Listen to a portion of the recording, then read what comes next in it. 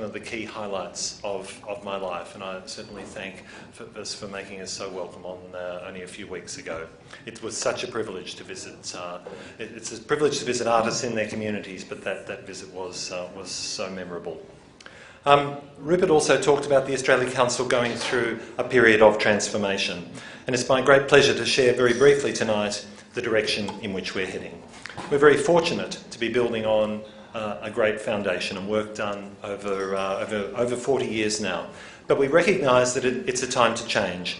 It's a time to respond to the different ways that arts are working, to hear from more artists and community members, and to foster a greater sense of cultural ambition in Australians more broadly.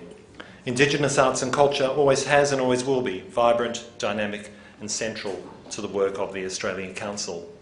Nearly 12 months ago, I think I was standing on this same stage, although it was on the other side, and I made a promise that we wanted to hear from more Indigenous artists and community leaders, and I certainly meant that. I'm very pleased to report, 12 months later, we have established a new peer assessment model, and this will, over time, enable us to use the very rich knowledge and expertise of a far broader and larger pool of artists and arts professionals from all parts of the country.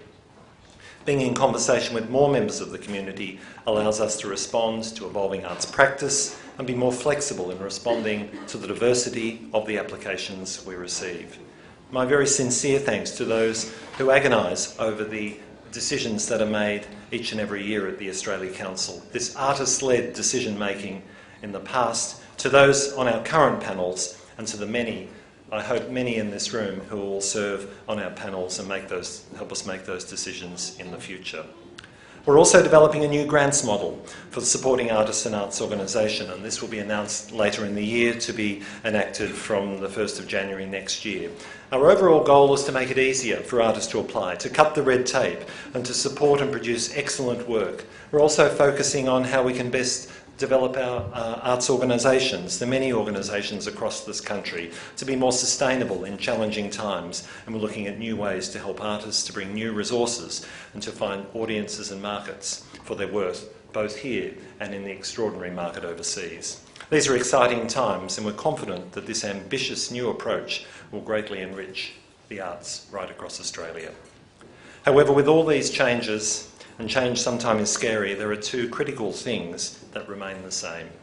The Australia Council will continue to dedicate funding to First Nations artists and organisations, and the applications will be assessed by Aboriginal and Torres Strait Islander expert peers.